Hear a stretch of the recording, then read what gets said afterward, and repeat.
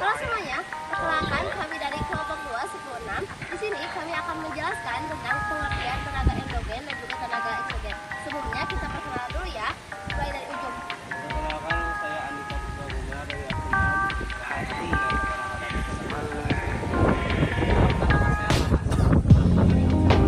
Perkenalkan, nama saya Febian Fatima dari absen 42.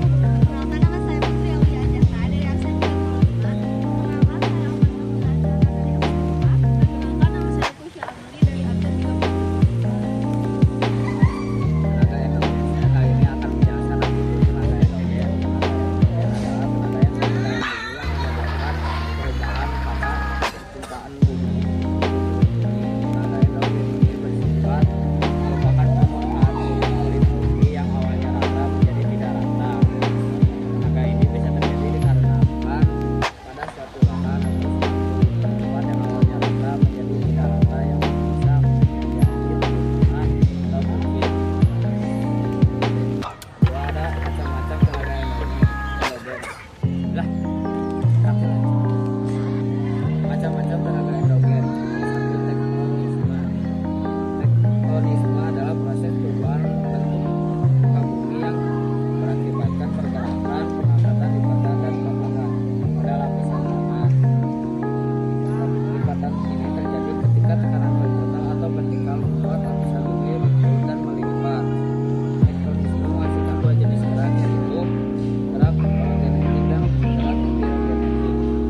Gerak paleogenetik yaitu proses pembentukan pegunungan akibat tekanan dan pengangkatan dari wilayah endogen. Gerak ini berlangsung di dalam pegunungan dan mencakup wilayah yang sempit. Gerak pirogenetik gerakan naik turunnya kontinen atau sungai menjadi sangat lambat dan di daerah yang luas. Bagian B, vulkanisme. Vulkanisme adalah cairan magma yang keluar hingga mencapai permukaan bumi. Vulkanisme juga selalu dikaitkan dengan gunung berapi. Gunung api adalah lubang kepundan dan kerahan dari kerak bumi yang tempat keluarnya magma dan gas untuk mencapai permukaan bumi. Dan yang pertama adalah material yang keluar setelah terjadinya vulkanisme. Yang pertama ada benda padat. Benda padat selalu disebut sebagai eflata. Dan yang kedua benda cair. Benda cair juga selalu disebut sebagai efusif. Yang ketiga ada benda gas. Benda gas selalu juga disebut sebagai efhalasi.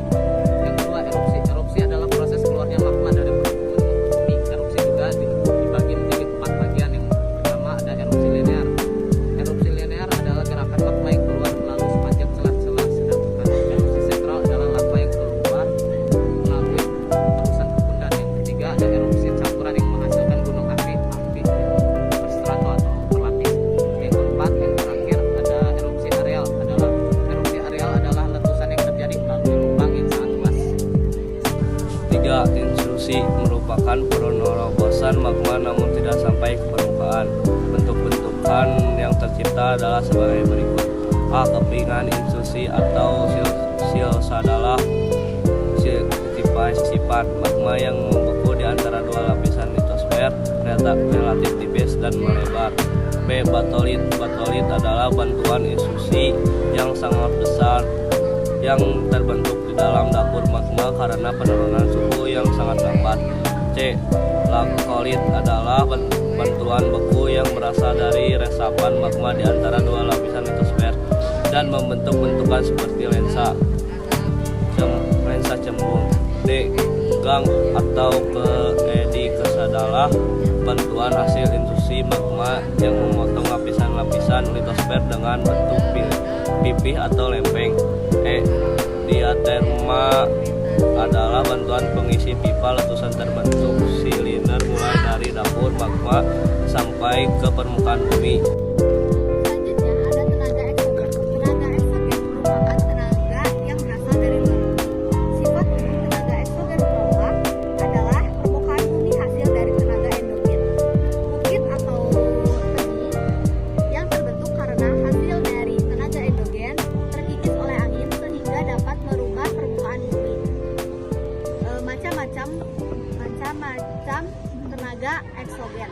Yang kesatu ada pelapukan. Proses pelapukan adalah menghancurkan massa bantuan yang terbagi menjadi 3 jenis. Yang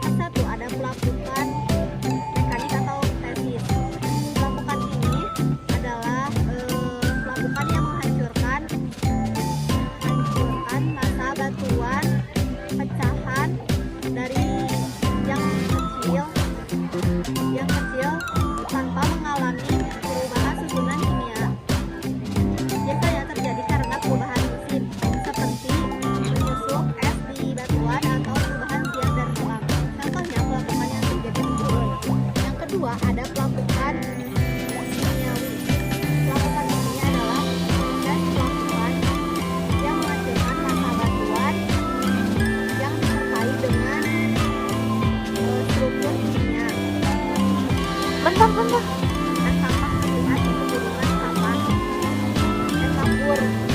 Perubahan ini berlangsung karena adanya bantuan air dari suhu yang tinggi.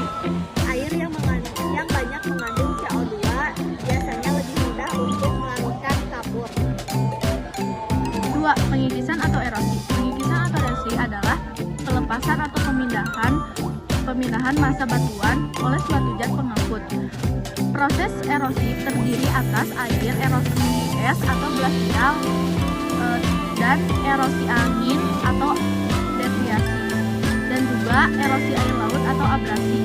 Bentuk-bentuk muka bumi yang terjadi akibat erosi di bawah ini bisa dibedakan di bawah ini. Yang pertama A. Klip pantai terjang dan berdinding curam. B. Relung cempungan berdinding klip. C. Dataran abrasi, hamparan wilayah pendaratan akibat erosi. D. Gumuk pasir. F. Morena massa hasil erosi yang berukuran besar atau kecil. F. Negara embah yang dalam.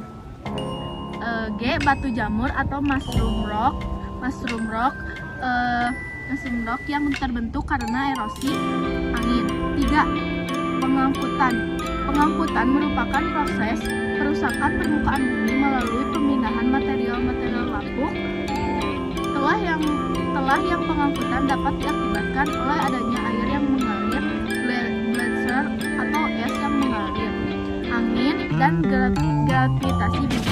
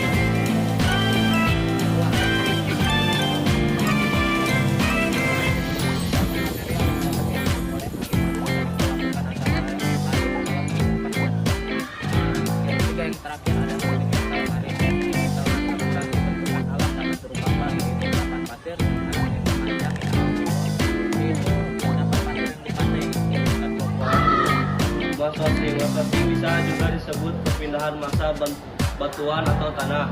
Waswasi umumnya disebabkan oleh gravitasi yang bisa mengakibatkan perpindahan massa. Dalam geografi, waswasi dipandang sebagai sebuah fenomena alam. Beberapa faktornya adalah gravitasi, kemiringan lereng, erosi, aktivitas vulkanik, gempa bumi, dan lain-lain. Lipatan tegak. Lipatan tegak terjadi karena adanya gaya tekanan dari dua arah yang berlawanan, sehingga lapisan bumi melipat secara seimbang. Biasanya terjadi di pegunungan muda yang mengalami tekanan tektonik yang sangat besar dari dua arah yang berlawanan, tetapi memiliki kekuatan yang sama besar. Kemudian ada lipatan miring. Lipatan miring terjadi apabila gaya tekanan dari satu arah berbeda lebih besar daripada adalah lipatan tegak. Lipatan tegak terjadi karena adanya gaya tekanan yang sangat kuat dari dua arah yang berlawanan, sehingga lapisan bumi melipat secara seimbang. Biasanya terjadi di pegunungan muda